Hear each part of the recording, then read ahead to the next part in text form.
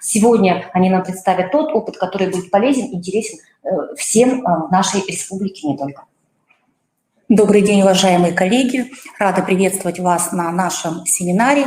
Попрошу, пожалуйста, включите презентацию, которая выше работа над модулем. Спасибо большое. Мое выступление называется «Практика по реализации модулей примерной программы воспитания». Я хочу рассказать именно о том, как в гимназии у нас разрабатывается, реализуется модуль самоуправления. А почему, вам немножечко подробнее потом расскажет моя коллега Вера Борисовна. Итак, начать свое выступление хотелось бы словами Антона Семеновича Макаренко. Личность не воспитывается по частям, но создается всей суммой влияний, которым она подвержена. Мы проанализировали эту фразу в свете нового отношения к воспитанию, к понятию воспитания. И, в общем-то, выделили несколько проблем, которые могут возникнуть, и попытались их в более шуточной, интересной форме вам представить. Итак, если у меня план, представим аналогию 1. Варим суп. Мы все с вами хозяйки, знаем, как варить суп, знаем, какие продукты взять. Но если хозяйка не умела, то в кастрюлю с холодной и горячей водой могут полететь все продукты, которые были у нее на столе, без последовательности. Отсюда и наши действия могут быть такими. Не действуем ли мы порой столь неразумно, нелогично в нашей педагогической кухне, занимаясь воспитательной работой? А что же мы можем сделать? Аналогия 2. Кубик-рубик. Мы все держали кубик-рубик в руках, мы его вертели, мы пытались какие-то манипуляции с ним делать, мы даже одну сторону могли собрать, но все ли смогут собрать кубик-рубик полностью? Вывод здесь таков. Точно так же можно проводить сколь угодно всевозможных мероприятий и даже добиваться некоторого внешнего эффекта в них, но, пожалуй, невозможно достичь существенных результатов воспитания, если не знать, как надо организовать этот воспитательный процесс. Ну и что получится? Аналогия 3. Художник. Художник решил нарисовать картину. Он не знает, что он хочет, но он считает, что должен получиться шедевр. Он думает, шедевр-то не получается, потому что нет идеи. Не зная, какого результата мы хотим добиться, кроме того, что результат должен быть хорошим, удастся ли достичь запланированного результата. Но отсюда мы поставили перед собой следующие вопросы. С чего начать работу воспитательную, чтобы она была действительно системной и деятельностной, а не носила только мероприятийный характер? Как продолжить эту работу? Что нужно изменить? И мы пришли к выводу, что успешный результат воспитания зависит не только от того, что делают педагоги с воспитанниками, но и как они этого добиваются. И это как в целом ряде случаев может оказаться решающим. Ведь воспитательный эффект – дело отсроченное. Мы не сразу увидим тот результат, который мы получаем, и потом удивляемся, почему у наших воспитанников те или иные проблемы могут быть, или он становится таким замечательным человеком. Ну, исходя из всего этого, нашим помощником, как уже и говорили до нас выступающие, стала примерная программа воспитания. Ну, почему мы ею основываемся? Ну, во-первых, программа «Конструктор», она упрощает процесс разработки школами своих программ. Одна школа – одна программа. Сокращается объем, количество документации. Единство цели, как уже говорили предыдущие выступающие, одна страна, единая цель. Деятельностный характер программы, что и должна носить воспитательная работа. Ну и модульный принцип помогает выбрать те модули вариативные, которые необходимы именно данной образовательной организации. Чтобы достичь положительных результатов деятельности, мы посмотрели. Прежде всего установили, во имя чего мы собираемся действовать. Решили, как лучше подойти к осуществлению деятельности, какие средства и приемы использовать. Определились, в какой логичной последовательности мы будем работать. Подумали, что делать правильно, какой порядок действий мы должны выбрать. Отсюда у нас был разработан алгоритм. Ну, первым мы создали инициативную группу, в которую входят у нас руководители МО, входит старший вожатый, социальный педагог, педагог-психолог и те учителя, которые выявили желание для того, чтобы вступить в эту инициативную группу. Эта инициативная группа у нас помогает нам разобраться в тех методических материалах, которые есть в примерной основной образовательной программе. Также мы с помощью этой инициативной группы выбираем те вариативные модули, которые будут заложены именно в нашей программе воспитания.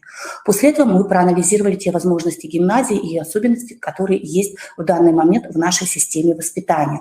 Проанализировали тот воспитательный процесс, который мы осуществляем, выбрали вариативные модули, ну и приступили к модификации непосредственно плана воспитательной работы для того, чтобы его скорректировать на следующий учебный год. Вернемся к модулям. Мы сегодня остановимся на модуле самоуправления, но прежде я хотела бы сказать о вариативных модулях. Для себя, для своей гимназии мы выбрали 2 вариативных модуля. Это организация предметно-эстетической среды и ключевые общешкольные дела. Почему ключевые общешкольные дела? Потому что через эти дела у нас могут проходить все модули, как классное руководство, как курсы внеурочной деятельности. Это могут быть и работа с родителями, родители могут быть вовлечены в ключевые общешкольные дела. Это и модуль самоуправления и профориентация. Что же такое ключевые дела? Ключевые дела – это комплекс главных традиционных общешкольных дел, в которых принимает участие большая часть школьников, и которые обязательно планируются, готовятся, проводятся и анализируются совместно педагогами и детьми. Ключевые дела обеспечивают включенность в них большего числа детей и взрослых, способствуют идентификации их общения, ставят в ответственную позицию происхождения в школе, того, что происходит. Внедрение ключевых дел в жизнь школы помогает преодолеть мероприятийный опять характер воспитания, сводящийся к набору мероприятий, организуемых педагогами для детей. Данные ключевые дела мы разделили для себя на 3 блока. Это социальные проекты и акции. Это ежегодные совместно разрабатываемые проекты, акции, которые ориентированы на окружающий нашу гимназию социум. Они могут быть разного характера, это могут быть благотворительные концерты, это могут быть экологические какие-то мероприятия, акции, мероприятия патриотического направления, трудового характера. Забегая немножечко вперед, хочу сказать, что сейчас как раз мы реализовываем выигранный нами грант, который у нас называется «Эко-Эжва». Мы очень большое внимание как раз сейчас уделяем социальным проектам и вышли даже со своими социальными проектами на администрацию Эжвинского района. Об этом, наверное, немножечко позже расскажет Вера Борисовна. Это общешкольные праздники, они также могут проводиться ежегодно, быть творческими. Это могут быть различные театрализованные, музыкальные, литературные праздники. Опять же, также мы сейчас готовим концерт онлайн, так как у нас время сейчас непростое, которое будет согласовано с администрацией, будет ходатайство для того, чтобы наш онлайн-концерт был продемонстрирован на главной елке Эжвинского района по тому экрану, который будет установлен. Ну и третье – это коллективные творческие дела.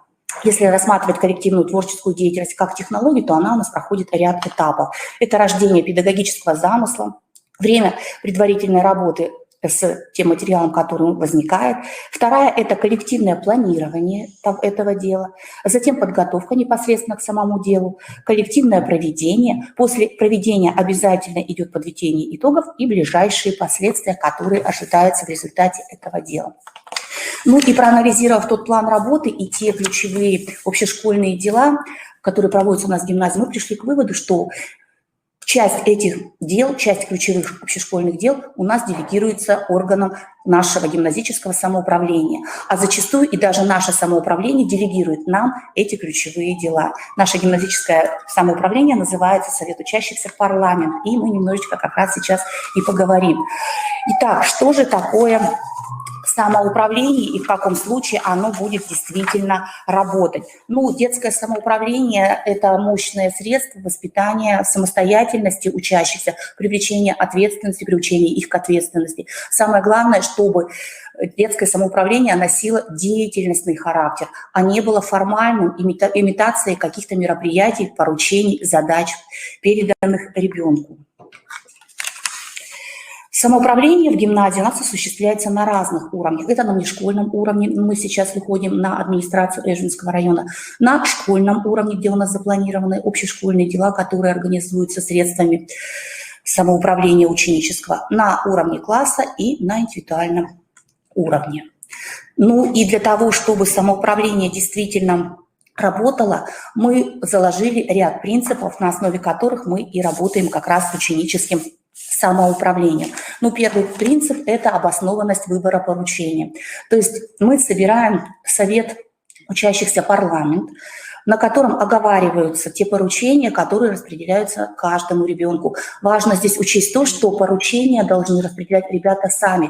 Здесь есть риск уйти от того, что ученическое самоуправление будет работать, и прийти к тому, что мы будем делегировать детям, мы будем распределять эти должности внутри самоуправления. Это должно быть отдано на откуп детей.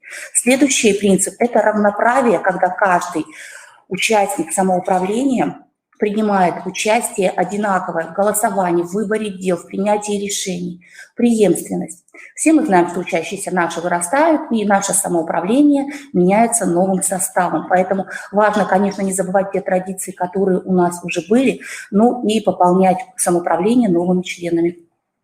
Следующее – это коллегиальность. Все решения, которые принимаются с детским самоуправлением, должны приниматься коллективно, вместе, учитывая мнение каждого ребенка. Для того, чтобы детям было интересно принимать участие, его мнение должно быть выслушано. Критика и самокритика – важный принцип, когда любое проведенное мероприятие должно быть разобрано. Это могут быть высказаны и замечания в адрес данного мероприятия. Ну и каждый ребенок должен уметь видеть и недостатки, и преимущества в своей работе. Здесь опять же важно, так как это коллектив детский, чтобы не переросло это все в ругань и просто в ненужную критику, которая была недостойна этого и которая не была адекватной.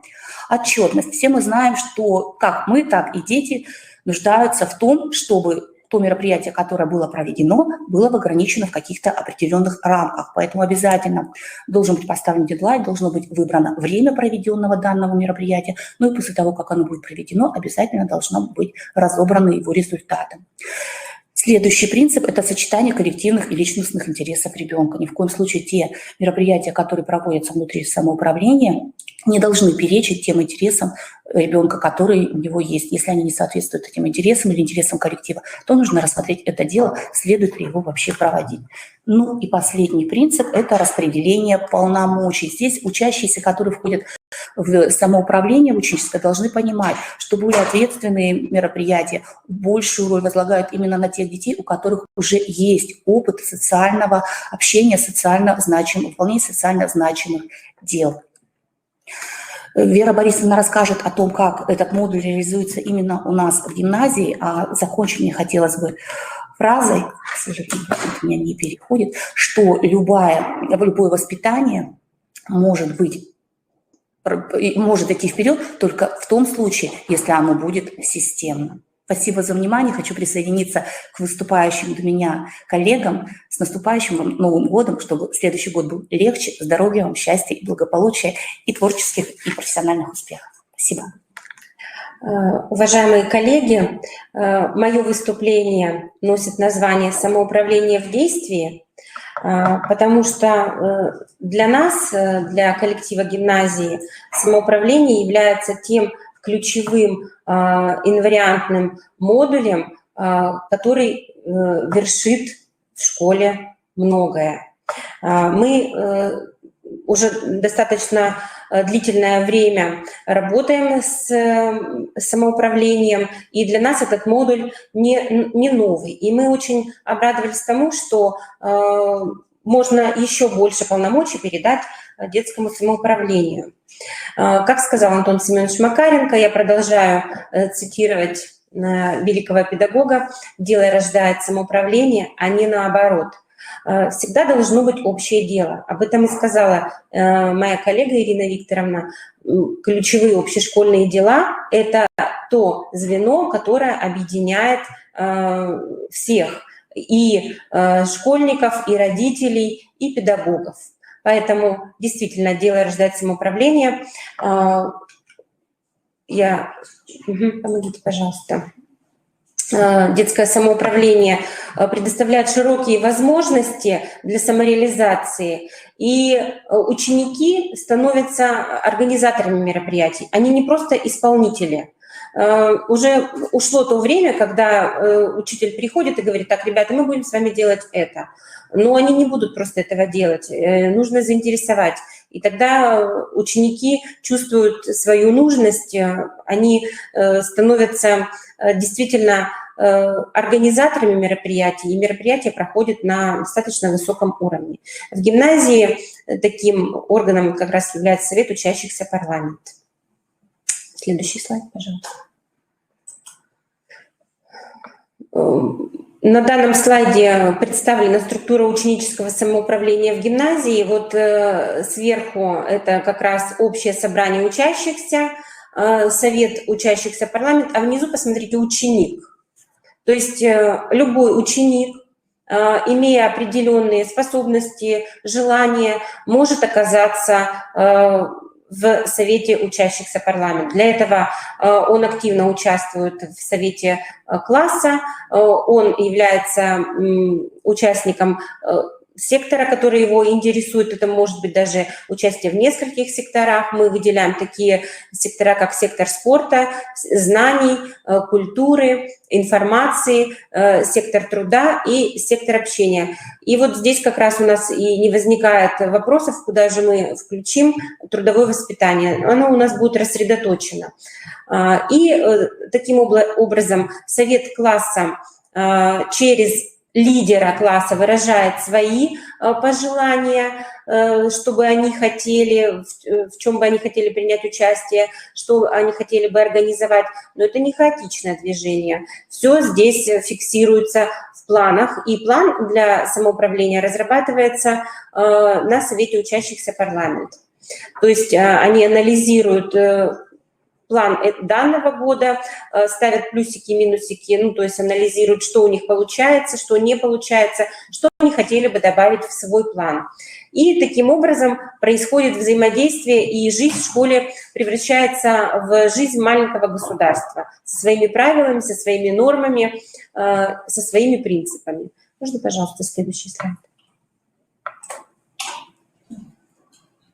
Какие задачи решает наш Совет учащихся парламента? Ну, во-первых, приобретается опыт управленческой деятельности. Во-вторых, ученики раскрываются в своих творческих способностях. Они чувствуют собственную значимость и причастность в решении важных общественных проблем.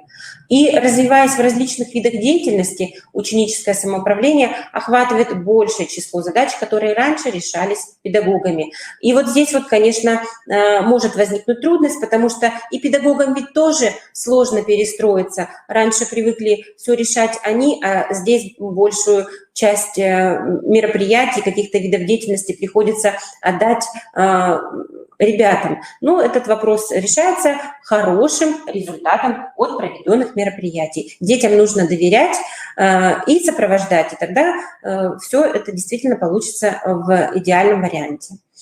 Пожалуйста, дальше. Работа школьного самоуправления в гимназии строится по определенной схеме. Каждый понедельник происходит сбор актива учащихся, где планируется участие гимназистов в подготовке и проведении значимых мероприятий. Эти мероприятия могут быть как школьными, так и внешкольными. В этой работе активистам гимназии оказывается поддержка администрации и педагогами гимназии, потому что после того, как проведено рабочее совещание парламента, где принимает участие либо директор, либо заместители директора, обсуждается план подготовки и проведения различных акций и проектов. А затем проект готовится гимназистами и предоставляется на педагогическом совете. Как правило, проект в дальнейшем реализуется совместными усилиями с привлечением партнеров. И очень важно, что именно на педагогическом совете, когда ребята представляют свой проект, они просят помощи тех или иных педагогов. И таким образом уже не педагог навязывает свою деятельность, а учащиеся сами понимают, чьей помощи им не хватает. Например, если это проводится шахматный турнир, то здесь, конечно, за помощью обращаются к учителям физкультуры. Если это проводятся акции по чистке памятника или раздельному сбору мусора, конечно же, здесь нужна помощь будет не только классного руководителя, но и старшей вожатой. Поэтому вот так вот совместными усилиями у нас и происходит вот общее дело, реализуется. В гимназии разработан алгоритм проведения мероприятий органами самоуправления. Он универсальный, и хотелось бы сказать, что все эти этапы сопровождаются фотоотчетами, видеоотчетами. Таким образом, у нас школьная газета «Тудейка» и ВКонтакте, группа ВКонтакте, те, кто работают, они приобретают опыт и становятся журналистами, редакторами, фоторепортерами. То есть здесь идет такая профориентационная направленность. Ну, в общем-то, алгоритм, он еще раз повторюсь, универсальная, это постановка проблемы, ее актуальность. Очень часто проблему предлагает взрослый, потому что у него имеется и статистика, и факты, но бывает так, что с проблемой приходят и взрослые ребята, старшеклассники, потому что они уже действительно чувствуют, что могут решить какие-то проблемы, и они их стараются замечать и решать. Далее, после того, как проблема поставлена, нужно ее решать. И вот, значит, таким значимым для нас мероприятием совместным явился совместный проект с администрацией Эжвинского района. Этот проект «Эко-Эжва», его цель – благоустройство остановочных комплексов Эжвинского района баннерами с экологической информацией, повышение экологической грамотности населения. Этот проект вылился в такой грандиозный благодаря, опять-таки, идеям ребят. На совместной встрече с администрацией Эжвинского района ребята обратили внимание на то, что у эжвинцев имеется проблема, они не разделяют мусор. Что мы можем сделать? Мы в школе можем организовать традиционный сбор макулатуры. Ребята собрали, у нас очень много макулатуры. Собираются крышечки пластиковые, у нас вот такие вот пластиковые бутылки 5-литровые, расставлены на этажах в рекреации, и ребята уже знают, что надо бросать именно чистые крышечки. У нас как бы все вот эти вот экологические мероприятия, они имеют и дальнейшую направленность. Не просто собрать и сдать. У ребят возникают свои идеи по вторичному использованию ресурсов. Вот вы на слайде видите, как девочки от идеи до воплощения проходят путь. Они поняли, что, сдав макулатуру, можно приобрести крафт-бумагу. И из этой крафт-бумаги, а крафт-бумага – это как раз вот вторичная переработка макулатуры, из крафт-бумаги можно организовать мастер-класс для учащихся начальной школы по изготовлению обложек. Изготавливаются обложки из крафт-бумаги. Этого недостаточно. У ребят идея пошла дальше. Они стали изготавливать закладки, мешочки для подарков. И они, если на следующий слайд перейдем, мы увидим, что они целый проект создали. Крафт-студию «Эстетика». Эта крафт-студия предоставляет услуги населению по изготовлению крафтовых обложек. Пока это все, конечно, носит такой мечтательный характер, и, естественно, пока ничего не продается, но в дальнейшем наши ребята действительно, ведь они закончат школу, и они могут создать такую студию, и это будет полезно всем, и нам тоже, эжвинцам. Посмотрите, какие мешочки для подарков изготавливают, закладки, плетения. Это и пояски для участников нашего фольклорного ансамбля «Сударушка». То есть ребята нашли применение по вторичному использованию вторсырья. Следующий слайд. Модель такого совместного решения проблем находит отражение в такой вот лесенке роста. Это модель взаимодействия гимназического органа самоуправления Совета учащихся парламент с органами местного самоуправления администрации Эжвинского района города Сыктывкара. Эта модель состоит из 6 шагов, и далее мы приходим не на первый шаг, мы возвращаемся просто снова к новой проблеме. Итак, постановка проблемы, если перефразировать словами наших учащихся, это будет вопрос: а в чем проблема? Далее, а давайте спросим эжвинцев, действительно ли это так? Ребята проводят опрос, обрабатывают. Сейчас возможностей для опроса много, можно использовать Google формы, можно использовать социальные сети, и сразу происходит подсчет, то есть видно, кто заинтересован в решении данной проблемы, как эжвинцы разрешают ту или иную проблему. В данном случае нас интересует экологическая проблема.